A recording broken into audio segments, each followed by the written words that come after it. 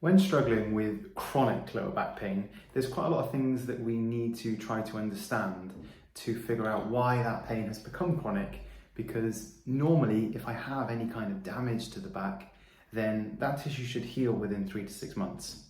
So if you're having pain for more than 6 months, more than likely the cause of that issue is no longer a structural one. Now, there are some exceptions to this rule, and it's only in very severe types of arthritis or degeneration where the structure of the spine may be causing some pain. And for a lot of people watching this video, that will feel applicable to you. But in fact, it's actually very rare to see any structural damage being the cause of pain in these kind of severe arthritis pictures, because most of the time we know, based on new evidence, that most of the time we can have degeneration, disc prolapses, and quite severe findings on x-rays and MRI scans and actually experience no pain at all. Now, that doesn't mean to say that it doesn't matter, but it means we kind of have to take it with a pinch of salt, because of course if that structural damage is too much, then perhaps pain will ensue. And so that's when a structural issue is the cause. And so the first thing we need to figure out is that in your case? And the chances are no, it's actually quite rare that we see that. And so in the absence of that, the reason for ongoing or chronic pain becomes more of a functional one, which means the nervous system is trying to protect you. And as the nervous system receives information from the body, it needs to try and figure out, on a kind of weighing scales, is there more danger than safety? So am I still protecting areas of past injury? Am I going through a really stressful time in work or at home, and that's adding to my perception of danger? Because all these things can actually trigger a pain response. When we're looking at areas of past injury, what can happen is, even though that injury might have healed, say for example a broken ankle, you're still going to be protecting that area in terms of how you move, how you walk, and so that can change the loading on the back, and so now the back has to work harder. And so very often in pictures of chronic pain, the area that's hurting is not the bad guy, it's actually the solution. It's trying to do the best it can to help you out of a situation. But sometimes that means that these muscles can get fatigued and they can actually start to hurt. But doesn't mean that where it hurts is where the problem is. And that's why we have to really try and figure out and assess the root cause of the issue. Because in terms of how we walk, for example, if my hip can't rotate inwards enough, my back is going to take up the slack. And so there's a simple example where sometimes a lack of mobility in the hip can actually recurrently strain the low back and repetitively cause this issue. Then we also need to consider lifestyle. The back is designed to move, or the spine is designed to move in 6 directions, and the same with the pelvis. It's meant to be able to move forwards and backwards, side to side, and rotate either way. And with the pelvis, this is meant to rock side to side in how we walk. It's designed to tilt, it's designed to twist, and tilt this way also. But so many people who suffer with ongoing chronic pain have lost their awareness of how to move their bodies. Because when we ask them to do different types of movements, it's almost like we're asking them an alien task. And what we know from research is that pain is inversely proportional to movement. The easiest way to explain this is that in the brain, there's almost like a Google Maps of your body, because your brain doesn't know anything, it's in a black box, the skull, and so it needs information. Somewhere like my hand or my foot has a huge amount of nerve endings to detect things around us. And so the map of that area is pretty big in the brain. But when it comes to the low back, there's not so many nerve endings. And so the area of that map is much smaller.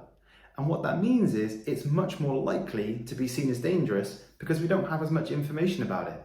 So it's really important that we keep a very good understanding of how to move our bodies and kind of update that map, so to speak. And so one of the first things when trying to get out of chronic low back pain is actually learning how to move the structure again.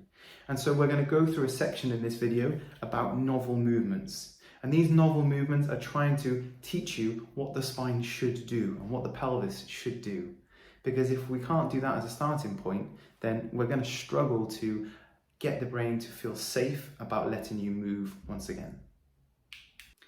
On that topic of movement, we need to consider, what's your daily structure like? Are we sitting for 9 hours a day, not giving the brain that information about where we are in space? Are we not taking regular breaks throughout the day? Do we generally do very little steps in a day? Do we have poor quality or not enough duration of sleep? Because all these things play a role when it comes to chronic pain. Are you under so much emotional stress that the whole nervous system is stuck in a fight or flight response, and that's amplifying the pain response? So we can't just consider the scan or MRI when it comes to back pain. It's a much more complicated topic, and we need to look at all lifestyle factors that can play a role in why the pain is not going away. We can also consider inflammation, which is a bit of a buzzword and a bit of a key topic. And inflammation is a good thing. It's our ability to heal. If I cut myself, I know that within 2 or 3 weeks, that cut's not even going to be there. It's going to look like nothing ever happened. And the only reason that happens is because when I cut myself, inflammation floods the area with a lot of chemicals that promote healing. Okay, it may hurt during that time frame, but it's going to heal up. So we want to allow inflammation to happen in the short term. The problem is when inflammation becomes chronic. That's when we don't want it. And what we need to consider is lifestyle factors that may be increasing a low level of chronic inflammation. And this is where other factors may become important, such as your immune system, your digestive health, your sleep, your nutrition, your hydration. It all plays a role in it plays a role in how much inflammation is occurring in your body, essentially. And so we want to try and reduce that as much as possible, because otherwise anything we do to your back, or it doesn't matter even then how much you move or how well you move, is if that inflammation is present, those chemicals are going to send a text message to the brain saying there's damage here, when in reality there isn't. And then you're going to get some degree of chronic low-level pain.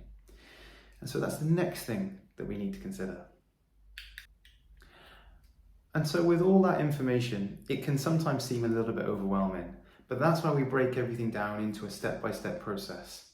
The most important thing to begin with is figuring out, is it a structural problem or a functional problem? If there is inflammation, and that's within the tissue, we can use the red light laser therapy to try and reduce that, and also look at lifestyle factors that may be promoting inflammation on a more chronic low level. Then we need to look at areas of past injury, because what we don't want is your low back compensating for these in terms of how you move and then just consistently getting fatigued. And so we have to desensitize this kind of protective response that your brain is giving to your back. Only then can we start to really understand the different directions that the low back can move in and retrain the body how to move in the correct way. This is all about getting you to a place where we can finally say, okay, now we need to strengthen up the back. Because what we also are aware of is that very often the back can become a little bit almost kind of unstable when it becomes chronic, because the muscles atrophy, they get smaller very, very quickly. And so to prevent future injury and to try and bulletproof the spine, it's always helpful to make it stronger. You can never go wrong by being stronger.